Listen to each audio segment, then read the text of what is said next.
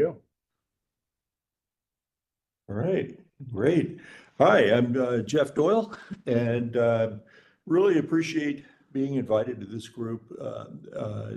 I'm going to give you an overview of Juniper Apstra. Apstra was a small startup that was acquired by Juniper maybe 3 years ago. But we're very much a multi-vendor intent-based networking solution. And I'm Jeff Doyle. I'm Director of Solutions Architecture at Juniper Apstra. If you've heard of me before, it's probably in relation to some of my books. I wrote 2 volumes of a Cisco Press book called Routing TCP/IP, which is what most people seem to know me from. I've got a book called OSPF and ISIS. Recently wrote or co-wrote a Cisco Press book on automation and programmability and automation fundamentals. For somebody that works at Juniper, I seem to write a lot of Cisco Press books, but nevertheless, that's me. Just diving right in, I'm just going to show you a few slides to sort of set the stage for the demo that I'm going to give you. But the first thing I want to talk about is, what do we mean by intent? And this was, I was at AutoCon Zero, the Network Automation Forum event last November. I'm on the advisory board for the NAF, and so I was very involved in that. And in the session I was involved in, I was surprised at the number of people that were still saying, what do you mean by intent? And intent really just means, what are your expectations for the network? So an intent-based networking system is one in which you express your intent, your expectations of the network, and the system itself takes care of actually deploying that network. And as you can see in this graphic, over on the left, you kind of have a context of, what do I need? I need a VXLAN, I need a VRF, or I need to deploy an entire fabric. So the intent is, what do I do about it? And the prescription that the intent-based networking system takes care of is, how do you do it? The elevator pitch is, intent-based networking means you say what you want, the system takes care of how to do it. I also talk a lot about the quote-unquote architect layer, which is sort of our traditional way of doing things, where you sit in meetings, probably multiple meetings, if it's a large design project, and you listen to business intent, technical intent, what's expressed there. You do a lot of whiteboarding to make sure you have it right. And as an architect, sorry, you take that intent and you translate that into how you configure your control plane, your physical data plane, and so forth. And so that's sort of a human middleware. The idea with intent-based networking is that you replace that human middleware with declarative algorithmic middleware.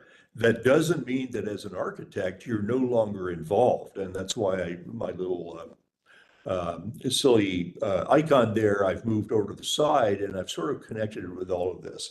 What it means is that by having the middleware that does these translations for you into your working network, you're relieving your architects of a lot of mundane tasks.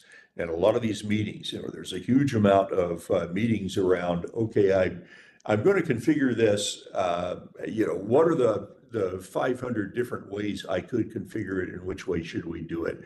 Intent-based networking just kind of makes those decisions for you. So the architect is better able to focus on the overall project, better able to do what an architect really ought to do, which is looking at everything from a systemic view and being able to, focus more on your 2-year outlooks for 2-year plans, 5-year plans, that sort of thing. The example I use that I'd love to use here is there is a study from quite a few years ago of pilots of Boeing 777 airliners that shows that on the average flight, the pilot actually spends about 7 minutes actually flying the airplane. The rest of the time, that's automated. And the reason that's significant, there are no plans to take pilots out of the cockpit. The automation of those mundane flight tasks means that the pilot is better able to focus on the overall mission. And it's the same concept here. A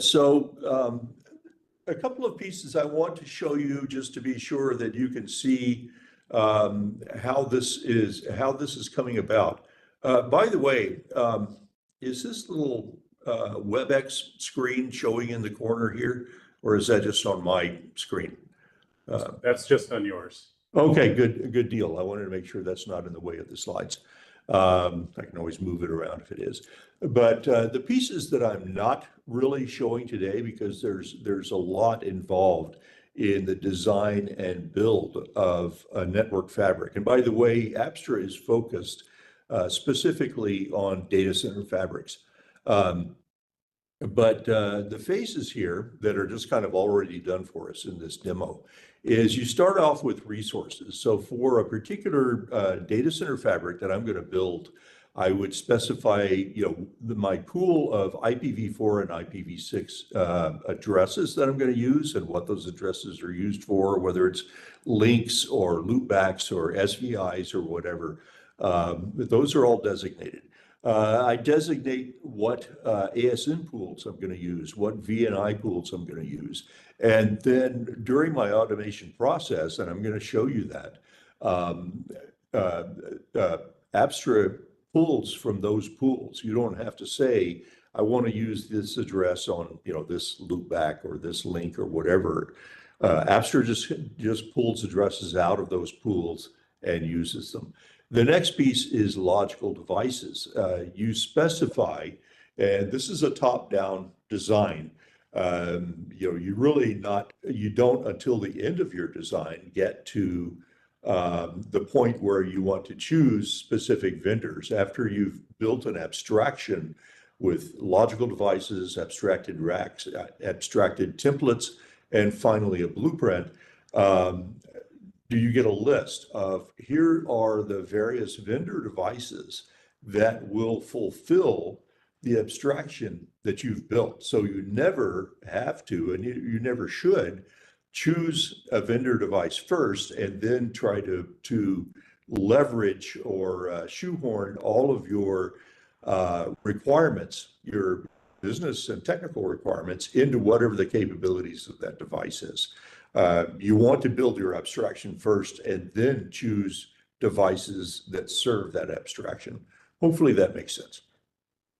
So, you build your logical devices. Here's what, an ideal switch looks like in terms of capabilities, ports, speeds, port roles, all that kind of thing. Using those logical devices, you design racks. So in a data center fabric, you may have one or all of your racks may look exactly the same. You may have different racks that are serving different purposes, and you build that abstraction here. How many top of rack switches do you have? What are the generic devices, in other words, servers in most cases, that are in that rack? And then you use the racks to build your template, which includes all of your racks. You add all of your spines, all of your links. If it's a 5-stage CLO, you would add super spines also. And all of that goes into your abstraction. And the reason we use templates is because we like to be able to have a template Our customers like to have templates where you can stamp out the same design over and over. If you're deploying multiple pods, if you're deploying multiple data centers, you can reuse templates to build separate blueprints. So what is a blueprint? Oh, there it goes. Okay, I'm just having a little trouble with my clicker here. Basically, I talked about resources, your various numbering pools. I talked about templates, and this is a little bit outdated. We do rack-based, which is 3-stage flow. We do pod-based, which is 5-stage flow. We also do, which is not shown here, but collapsed fabrics, which is an entire fabric in a single rack. Sometimes called a collapsed spine. But we also support that. Your devices. This is the profiles for the various devices. Again, something that's a little bit outdated here, and I need to repair is, we don't support Cumulus anymore. We support Cisco, Arista, of course, Juniper. We support Sonic. The specifics of Dell, EMC, and so forth. But Cumulus, we never had that many customers, and it finally got to the point where it was not practical to continue having engineering support for Cumulus. So we dropped that. Should we, in the future, suddenly have a lot of interest in Cumulus, which obviously is now part of NVIDIA, we would certainly support them again. But the point is, you combine all of these devices, resources, and templates into a blueprint. The blueprint is the full working specification for a running system. The blueprint takes care of building the abstraction. I'm going to talk a minute about how those details are tracked within the system. And it also takes care of, based on what vendors you're using, it takes your abstraction and pushes vendor-specific configuration. So if you have, a rack of Arista devices, a rack of Cisco NXOS devices, a rack of Sonic devices, a rack of Juniper devices, which would be kind of insane to have that much multi-vendor capability. But nevertheless, Apstra knows what each device is and takes your abstraction and translates that into the correct configuration for that device. And here's the piece that I just referred to, sort of the secret sauce or the brains of Apstra is a relational database that tracks all of not just the system nodes, but all of the logic within that. Each VXLAN, each endpoint, all of those kinds of things are tracked, and I'm going to show you that. But that's our single source of truth. So when in operations, you make particular changes, you pull information or whatever, those changes are actually applied to this relational database. And the system, again, takes care of translating that abstraction down to workable vendor-specific code.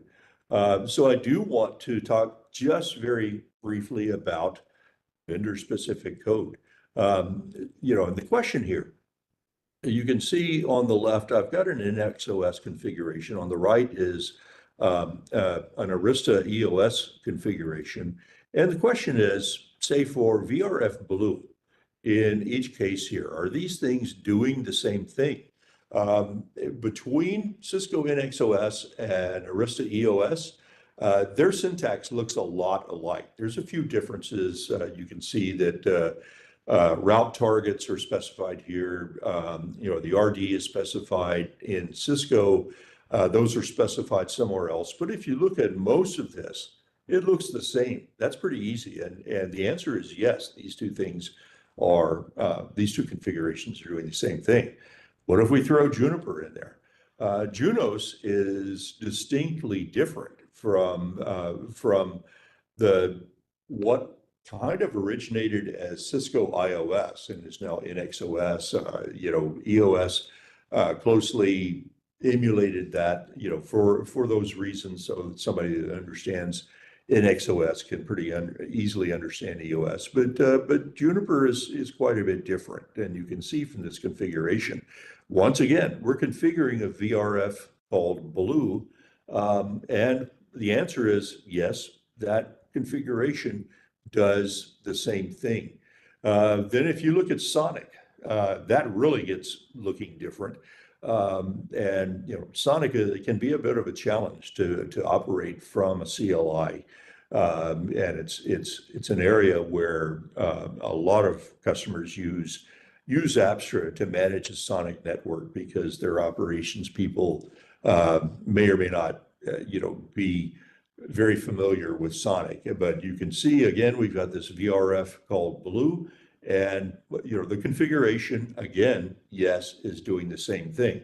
This is what an intent-based networking system can do, is make sure, using a reference design in the background, that whatever your device is, when you make a configuration, that configuration does the exact same thing you want it to do, vendor specific. But if you are deploying VRF Blue across multiple vendors, you are guaranteed that your configuration is going to do the same thing. Just one bit more to throw in there about Sonic as to why Sonic can certainly be a challenge. There's parts of Sonic that are configured in JSON, and I'm just showing you a piece here. And by the way, all of these configurations were generated. I did that in a lab. They're all generated by Apstra. And so I'm going to end this slide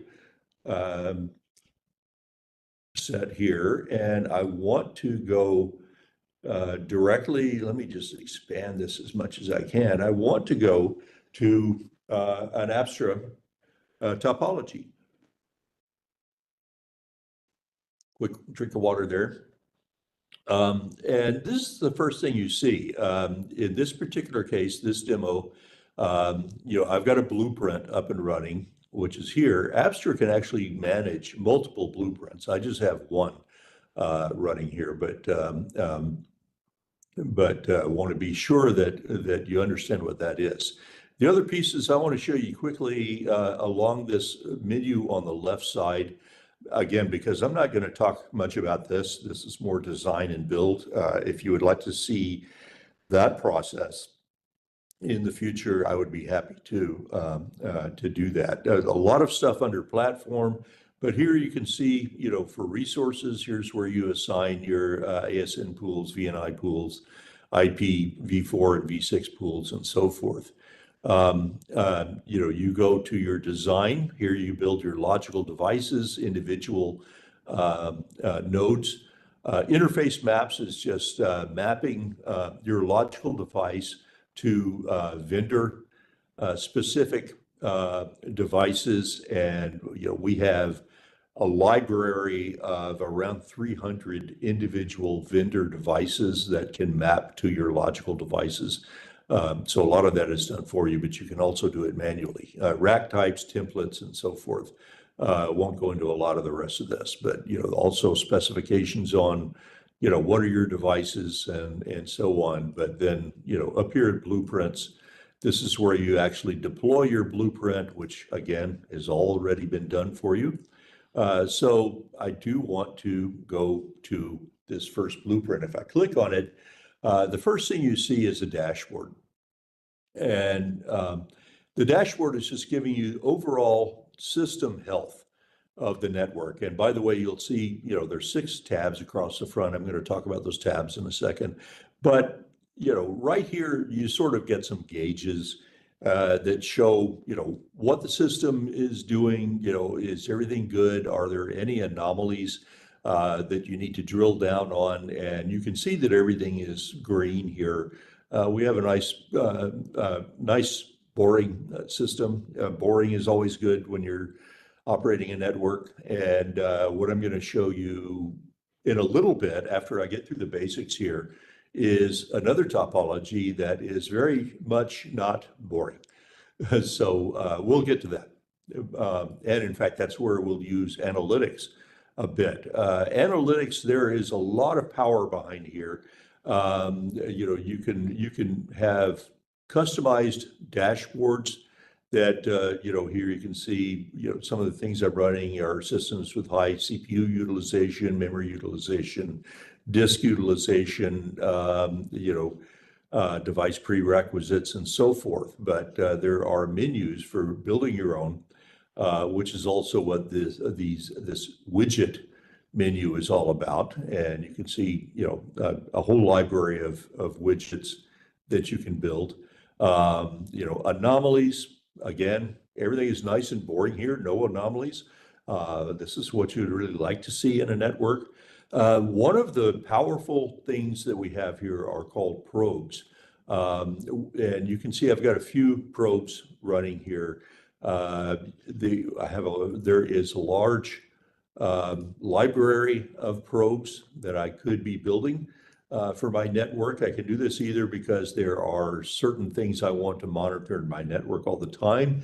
It could be because something has broken in my network and I need to quickly deploy a probe to get more insight into what's going wrong. So that's probes. You can do reports, root cause analysis.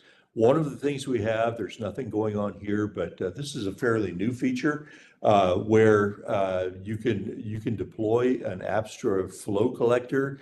You can push flow data from each one of your nodes into that flow collector, and then using a separate piece of software, do very deep analysis on your application flows across your data center fabric. It's really an essential thing. So I don't have anything configured here, don't have any flows running, so not very interesting right now. That whole idea of analytics is really kind of a presentation all on its own. The next part I want to go to is this staged tab. And on this part, this is kind of a legacy in our original design, our Apstra design, when we were still just a little startup.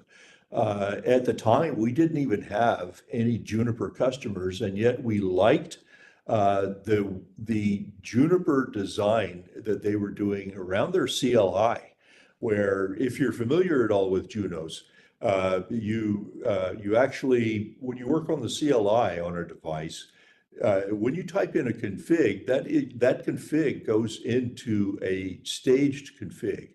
And it's only after you've looked at what you've got, you've built it as far as you want to, that you then go in and you say commit. And that actually makes that staged configuration an active configuration.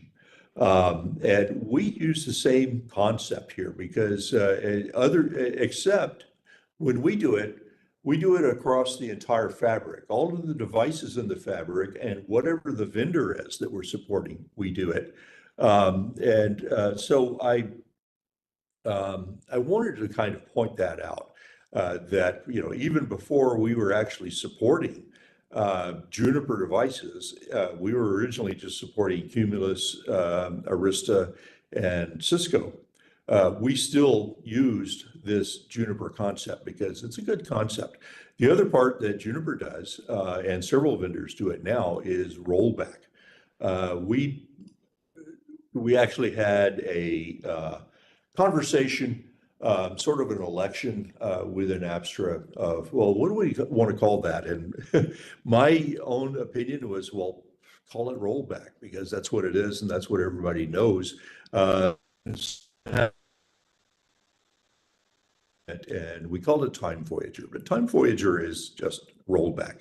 And I'm going to demonstrate all of that stuff, but I do want to go back to staged really quickly here and talk about a few things. What I've got that's up and running right now is a 2-rack, 3-leaf, 3-stage clo, 2 spines. And you can see in this one rack, I've got 2 top-of-rack leaves and a few servers. Got 1 server in this other rack. It's a very simple demo. And another single top-of-rack leaf here. I should click on this. You can also see the links, and there's a router. I'm not really using it here. This system, a couple of ways to look at this is these 2 top-of-rack leaves, leaf 1 and leaf 2, these are Arista devices.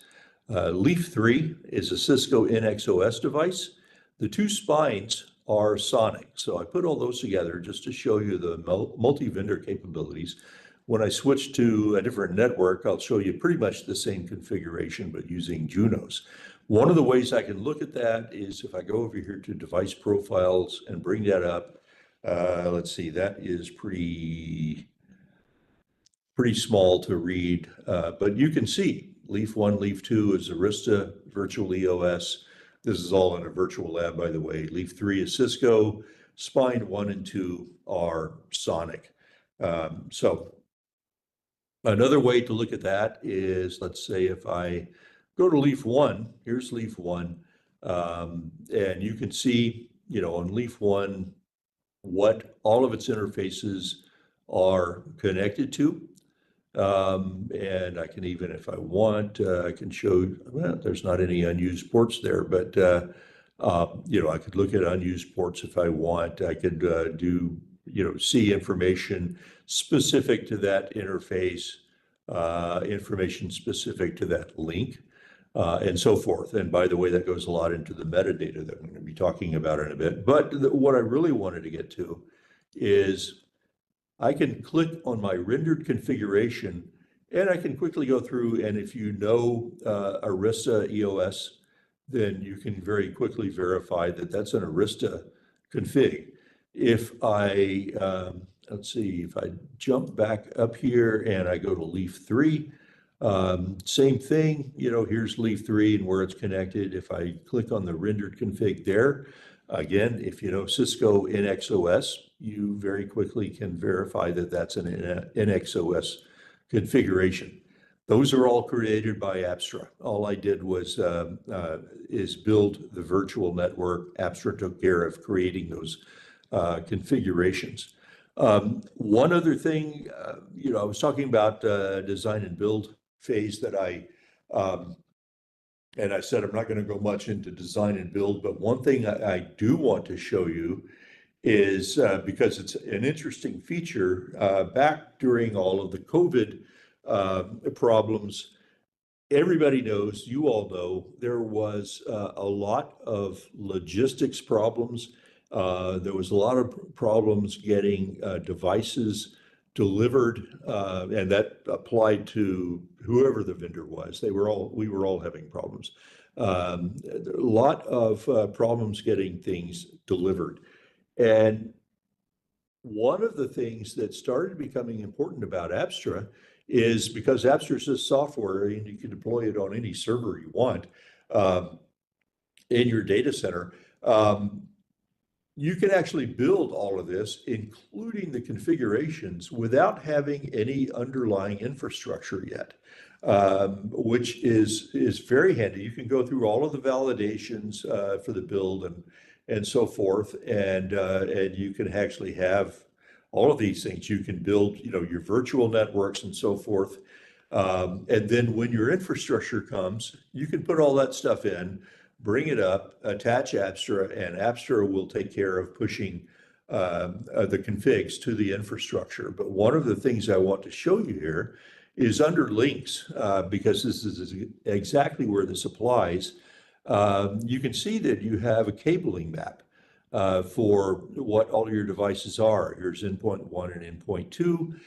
You can see, for example, leaf 1, Ethernet 3 in this config attaches to leaf 2, Ethernet 3, going down here, spine 2, Ethernet 1 attaches to leaf 2, Ethernet 2, and so forth.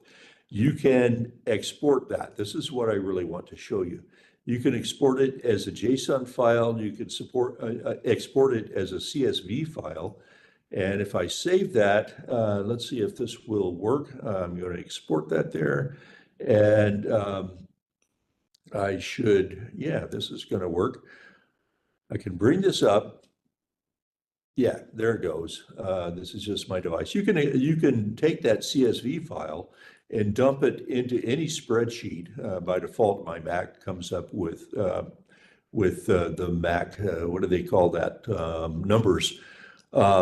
But you can see that here I have a complete cabling map.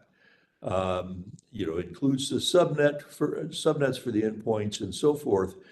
But this is just a simple 5 devices. If you are deploying, an infrastructure with 100 switches, you can print out this cabling map, give it to your data center technician, and they can use that cable map to cable up all of your devices, and you're error-free. And we've had people that have done this that have very much commented that simple feature in Apstra has saved them possibly weeks worth of work, and they know their cabling is correct from the beginning.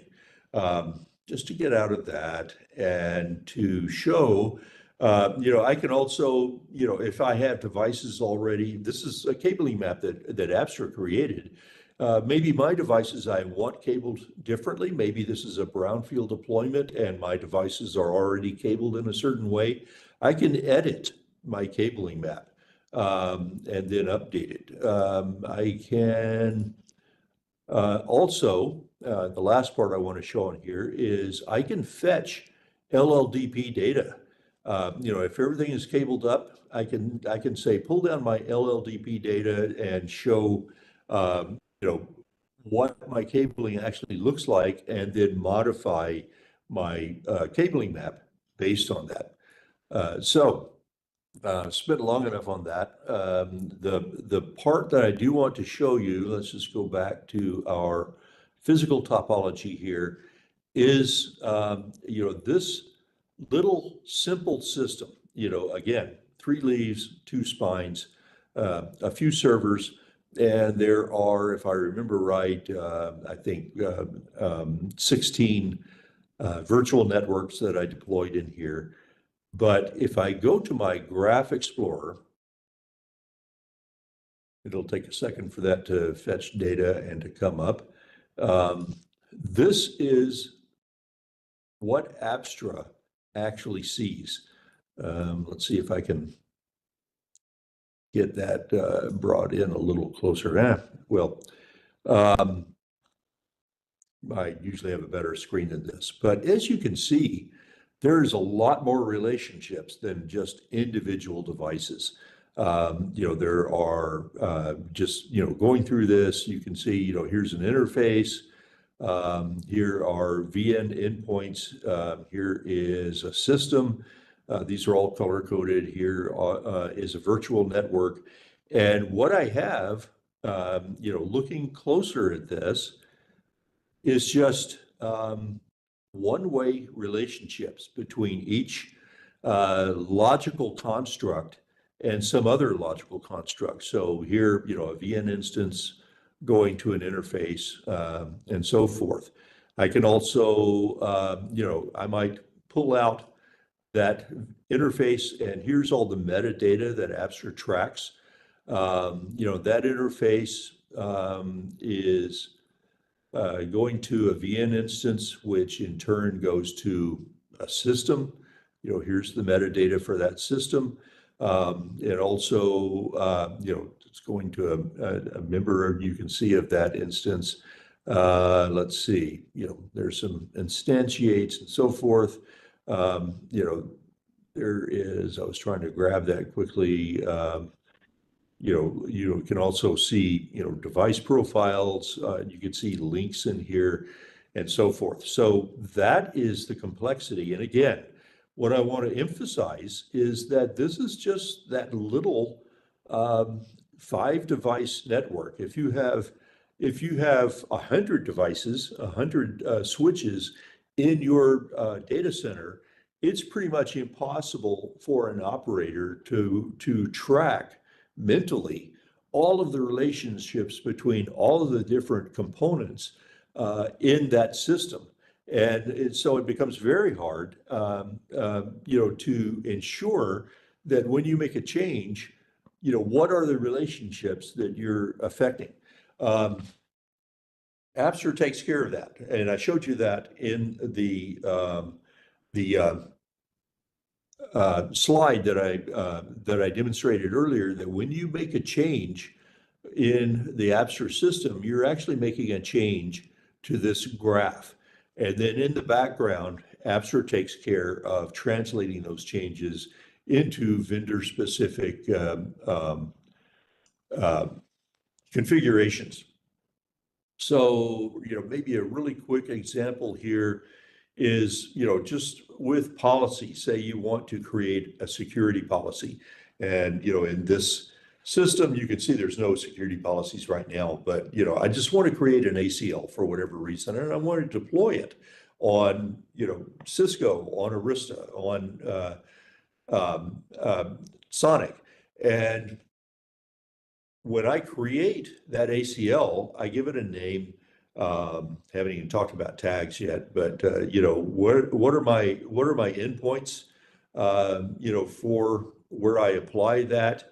What are the rules? Which are pretty much just ACL rules that you're familiar with. Actions. Deny, permit, and so forth. What is the protocol? And you can see this is all very generic. So then, if I instantiate that and deploy it, Apstra again takes care of translating that into the language of each vendor. So one of the things I want to show you very quickly, and I'm using up more of my time talking about details than I wanted to, but let's say I want to deploy a new VRF. You can see there is a default VRF, there's a blue VRF, there's a red VRF right now running in the network. And I want a new one though. So I'm going to create a VRF, we call it a routing zone, but it's just a VRF. Let's call this one green. And, I could specify my VLAN ID, my VNI, I could specify, I'm just going to apply my default routing policy. I could specify, import routes, all this stuff, but I don't have to. I could also specify route targets. I could specify whether this is symmetric or asymmetric IRB, but I'm going to leave all that. All I gave it was a name, and I hit create, and Apstra, you can see there it is now. I've got a green VRF, and if I what I think I'm going to see, maybe it's not going to show up yet. It validates all of that, and it should show. I believe I'm going to get some little red flags in a minute saying I need some specific resources assigned to this. I need to be told what my resources are. Don't see those yet, so I'm going to go to the next part. So I created that routing zone green basically by giving it a name and a click. I can also do that with my virtual networks. Here you can see I've got, 16 virtual networks already running. I want to create a new one. So this is going to be a VXLAN, could be a VLAN if I want, and I'm just going to call this demo. I'm going to select that. I'm going to put it in that green routing zone that I just created. Again, I could specify things like, DHCP services, VNIs, all of that if I want, but I'm just going to let Apstra take care of it. I'm going to let it assign an IPv4 subnet. And this is a small, uninteresting topology, so I'm just going to say it's going to appear in both of these racks. I do want to be sure I do this. I want that VXLAN to be a tagged VLAN, and I'm just going to hit create, and you'll see that. And by the way, yeah, here's that demo, and you can see that it gives me some red parts here. It says, what resources do I use, to assign to that. So, I'm just going to say for green, let's just, use the, say out of the 172 pool. Yeah, there it turns green. Everything looks happy now. Oh, routing zones had finally turned red. I knew it was going to do that. It took a little time. So same sort of thing. It wants to know what peer links to use for green. So I'm going to say for green, and I'm going to select, let's say, the TIN network. I just used RFC 1918 addresses for this design. I didn't do anything elaborate in terms of pool assignments. And again, let's use the TIN network for this. That's going to turn green. There it goes. And at this point, I'm ready to go. So I'm going to, you can see if I go to committed, I can see what changes I've made. There's a connectivity template, which is basically a template that tells how to connect to devices outside of Apstra's control. I created a routing zone named green. I created a demo. And so I've got all the information I need, and now I'm going to hit commit. I can give it a description. Let's just call it demo because I don't have no imagination at all. I hit commit, and I'm going to roll that out into the network. And you can see that my dashboard and my active configuration, because there are some BGP changes being made, so they temporarily turned red, and you can see that as it converges, they turn green again. And so I've deployed now a demo network or a demo VXLAN, and you can see that my subnet is assigned here.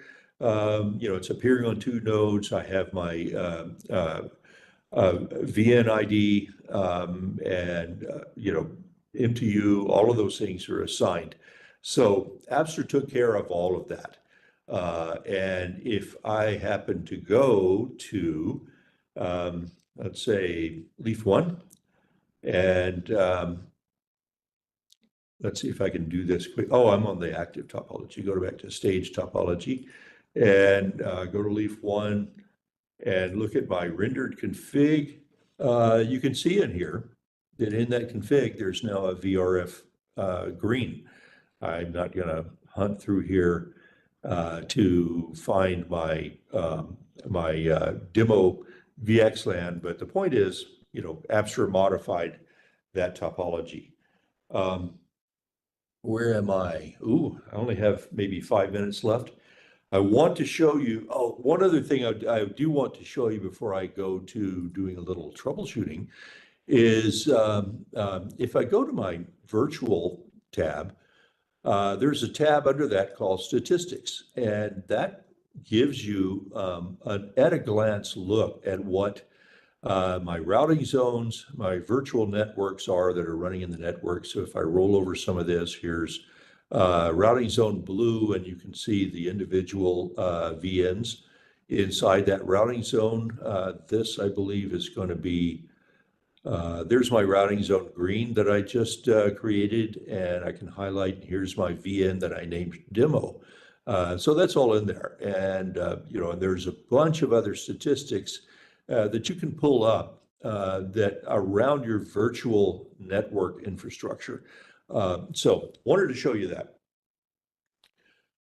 Everybody's really quiet, so nobody's asked any questions, but I am going to leave you time at the end to ask questions. But the last piece I do want to go to is, I did talk about, this, everything looks nice and happy. Here's everything that's green.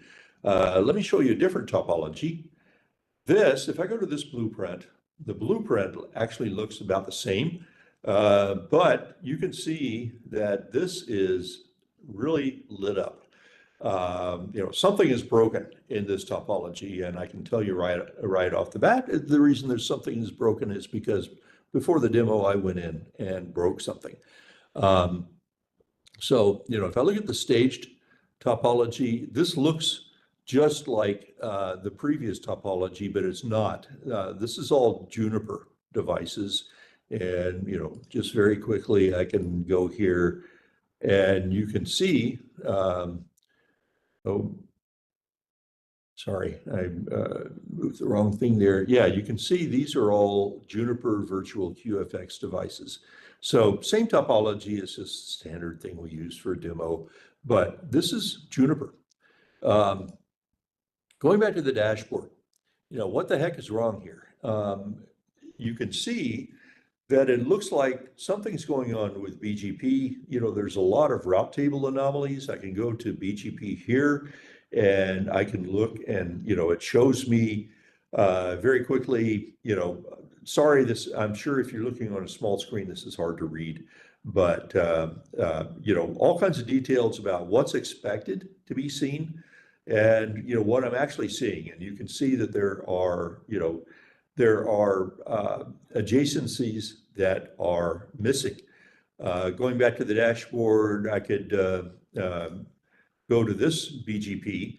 And one of the things, here's a big hint here, something's wrong at leaf 2.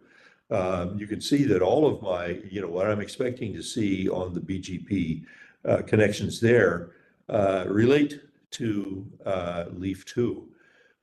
I could also go to analytics, and if I look at my probes, I can see a lot of stuff lit up here. VXLAN flood list, type 3 and type 5 route validations and so forth. Just looking quickly at one of these probes, I can see there's details I could drill down on here, that shows me what's wrong. There's a lot you can do with probes, but the other thing that I do want to point out is here's this one kind of anomaly sitting by itself, which says config deviation. And again, that config deviation is on leaf 2. So I can bring that up and I can see all of my information. There's route problems, there's BGP problems, but here's my config deviation. And if I go there, what I get, Apstra is saying, here's what I expect to see in this running configuration, and here's what's actually running in that configuration. So what's the difference? I can pull down, I can go down here to next diff, and it goes immediately. Apstra takes me to, what's the difference? It expects to see Autonomous System 64515.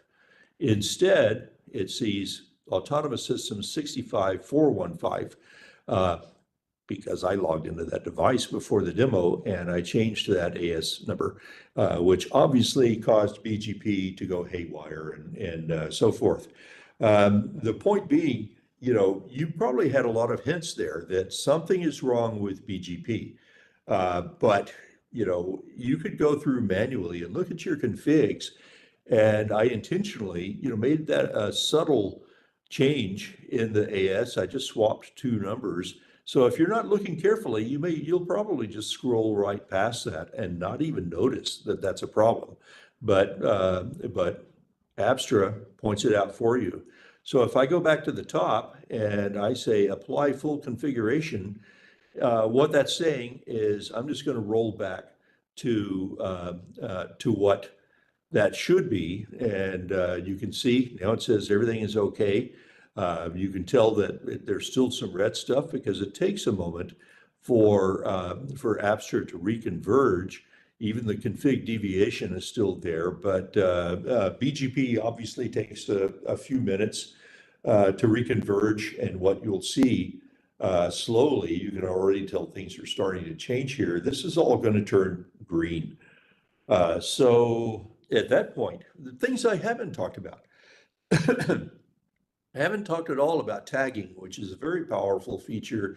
You can tag almost every element, whether physical or logical, in your system, and then quickly search on those tags when you need to focus on particular things. You can put as many tags as you want. And by the way, you can now see everything's back to green. What happens when you have something you want to configure in your system that is not directly applicable to what Apstra has configured. We have a feature called configlets. I can even show. Let's see if I can. Here's tags, by the way. And I think I'm gonna. I just realized I might go down into a well, let me show it to you anyway. Yeah, I can go to configlets and build configlets that change things about the network that Apstra doesn't necessarily do itself, but you want in the configuration. What some other things that I haven't really shown you is we have an extensive API library. So if you want Apstra to interact with, for example, an IPAM system, other network monitoring and configuration programs that you may have, we have an API library that allows you to look at those things. Let me just really quickly go there.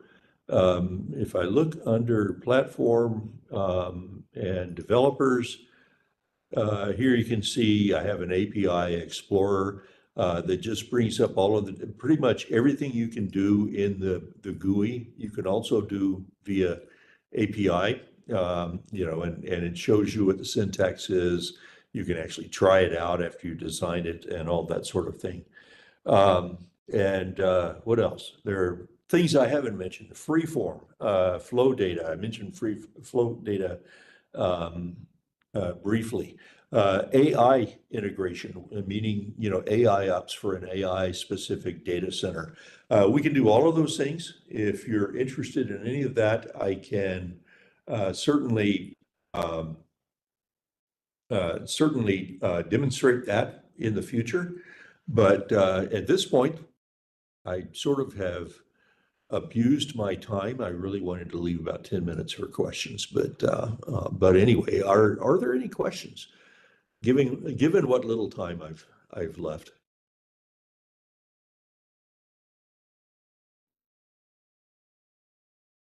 Anybody in the chat or anybody out there that's anything that anybody's got? I haven't seen anything in the chat either.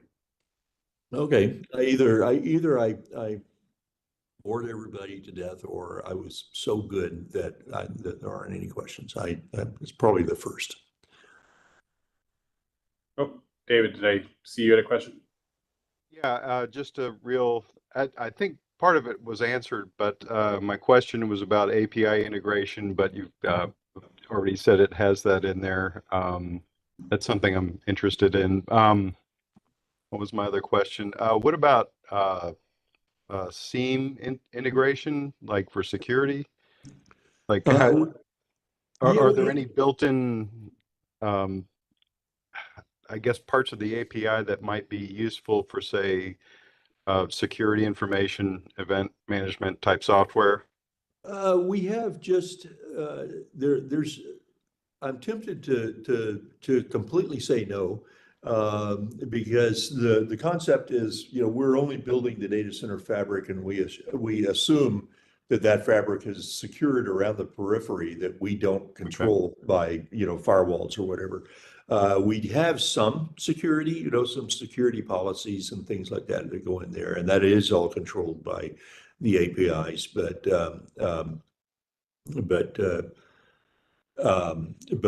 primarily, we don't have a lot of security features just because that's not really part of what we do. We just assume that the data center fabric is secured at the edges.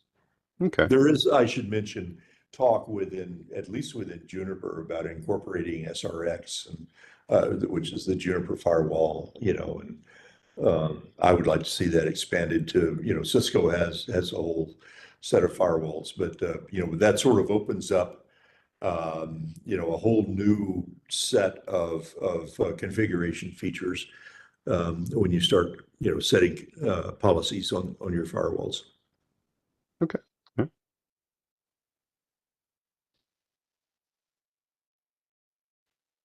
Other questions? All right. With that, we'll wrap it up. Again, Jeff, thanks for presenting today. Sure. For everybody that joined, thank you. If this is your first time to the meetup, and I dropped a link in the chat, I will post the session recording and a link to the presentation there if you want to view it again after the fact, as well as know that all of the past sessions that we've had are recorded and posted out there as well. So if there's any of those past topics that maybe you've missed, please check those out as well. Working on scheduling another meetup for the end of May. Stay tuned. That should get posted here in a couple of days, and we'll be back at the end of the month. So with that, thanks everybody. Have a great day. Thanks for the time, and we'll see you next month. Thank you so much. Thank you. Thank you, everyone.